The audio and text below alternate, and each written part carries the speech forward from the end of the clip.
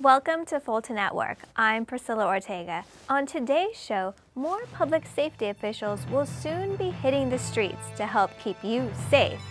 And a new juvenile court partnership helps turn at-risk youth into creative entrepreneurs. And if you're looking for a cuddly new companion, Animal Services has just what you're looking for. We begin with Fulton County and surrounding jurisdictions adding more law enforcement personnel to its ranks. They are recent graduates of the Fulton County Public Training Center. After completing written exams, precision driving training, and gun handling tests, these 20 graduates quickly learned what it takes to be an officer. They've got to be physically fit, hand to hand. They've got to be proficient with their weapons, but they've also got to, on top of all that, they've got to know tons of constitutional law, state law, traffic law. So it's a huge burden. Recruits from all around the area train at the Fulton County Public Safety Training Center. Detective Greg Shelton says this particular class really surprised him. This class, from the start, they did a great job. I never had anyone really even come close to failing an exam, and the class average reflects that. Several of the officers were recognized during the ceremony, including Fulton County Police Officer Alec Irwin, who was given the Top Shooter Award. Honestly, I did not see that award coming at all. It was a great surprise, but I've worked as hard as I can to get it. It was one of my goals. Irwin and many of his fellow classmates said leaving the training center is bittersweet. They'll also never forget one particular part of their time here. Honestly, the hardest part was probably getting pepper sprayed. That was interesting. I would rather not do that again, but you do what you have to do. I wouldn't wish that on anybody. It burned like heck, but it was an experience to go through, and I appreciate everything that they did for me. Fulton County Police Chief Cassandra Jones says the last 3 months was only the beginning. These particular recruits, they will not be released until they have a minimum of another 12 weeks of field training. And so they have a lot more training to do because this is a very serious job that we do out here for the citizens. Overall, 10 departments from around the area had graduates swear in as officers. Right. Every officer we talked to said they're anxious to get started and help out the community. Well, fire officials are warning teens about the serious consequences of a dangerous stunt sweeping social media. Videos have been popping up on internet sites of children setting themselves on fire. As part of the so-called fire challenge, young people douse themselves with rubbing alcohol or another flammable liquid, light it, and post it on social media sites. Several people have been injured in this reckless behavior. Fire officials talk about the dangers of this frightening trend.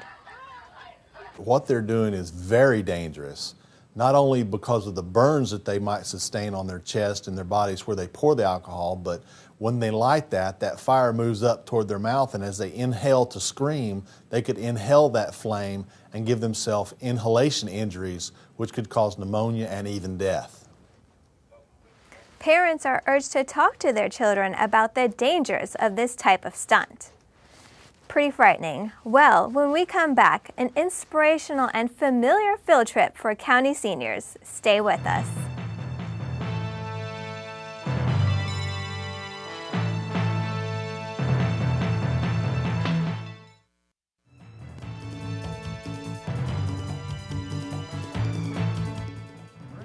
Children involved in juvenile court are sparking a different type of interest. They are designing and creating outdoor benches as part of a global youth empowerment initiative. FGTV's Felicia Church takes a look. It's taken over a year to design and create these mosaic benches now on display at juvenile court. These works of art are part of Project Benchmark. They were created by youth from the Department of Family and Juvenile Courts, Youth Spark program with creative assistance from Cherry Lion Sculpture Studios in Atlanta and funding from the Microsoft Youth Spark Global Initiative. That program is designed to empower youth through art, technology, and entrepreneurship, and give them the skills and training they need to be successful. Juvenile Court Public Affairs Officer Tom O'Connor says the benches are a great example of what young men and women can accomplish given proper encouragement, support, and community partnerships. You know, we worked very closely with Youth Spark, who is actually housed at the court, and it also shows our relationships with people in the community, Cherry Lion Studios. And it's, all three of those elements coming together that we can accomplish something really amazing. Although the youth worked with the sculptor from Cherry Lion Studios on the benches, they were allowed to add their own special touches to the project. There is a specific theme for each of the benches: the Atlanta skyline, the civil rights movement, and music. In addition to helping youth become interested in art and technology, it also helps spark an interest in business and hard work. Participants in Project Benchmark also designed a business model and created the marketing strategies to sell the benches. And based on the number of hours you put in, you get paid. And so they learned that, when you work hard, it literally pays off. One youth was paid enough money to open his very first savings account. The benches will be sold to corporate donors, and that money will be used to fund the second round of the project. What we'd like to do for the second round is have 12 students and do it about 6 weeks long. The youth, court officials, and their community partners all agree. It's a win-win situation for all involved. It's a wonderful opportunity of one of the ways that we collaborate with so many of our community partners to really meet the needs of the whole child and the whole family. So, it's an important role that we need as many collaborative partners as possible to help us to restore the lives of these children and their families. So, it was just a wonderful opportunity that we hope to engage in more to come.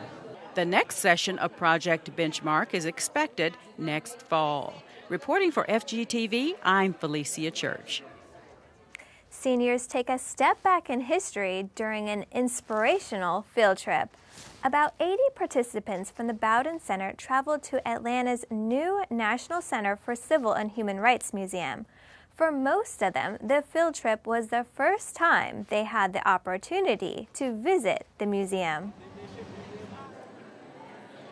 I think it's fabulous because a lot of times people hear about things, we hear about new openings, we hear about things that are in the city, but a lot of people don't have means to get to these things. So I think it's wonderful that they provide that opportunity. I was brought up in that era, and I do remember some of the events that happened during that time. And I just want to have a refreshed memory of all the things that happened back in that day. I want to sit specifically at the counter. All the seniors had the chance to sit at the Woolworth lunch counter exhibit that sparked a grassroots movement against segregated public places across the country.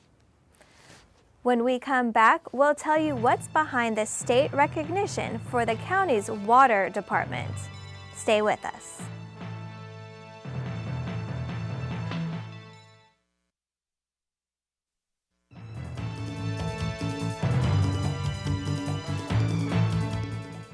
Fulton's Water Resources Department has been designated as a Water First community by the Georgia Department of Community Affairs.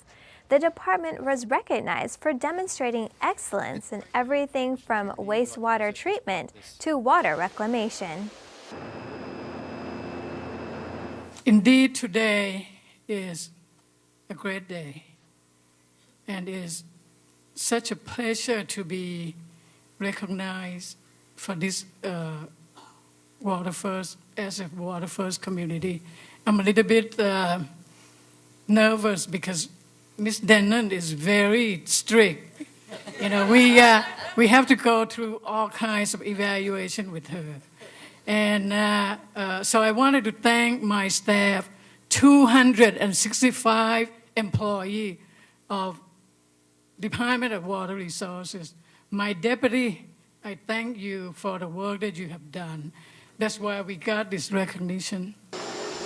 Fulton County Water Resources maintains more than 2,300 miles of sanitary sewers and more than 1,200 miles of water lines. It also oversees 1 water treatment plant and 5 water reclamation facilities. Looking for a new companion? How about a well-trained shelter dog? Fulton County Animal Services offers a charm school for dogs. CHARM stands for Changing Habits and Reinforcing Manners. The program helps prepare dogs for adoption. Trainer Anna Bettina Johnson tells us how the program works. There's lots of advantages. The number one being that the dogs get some interaction. The dogs are in their kennels for long periods during the day, so this gives them an opportunity to get out and interact with guests who come and visit them.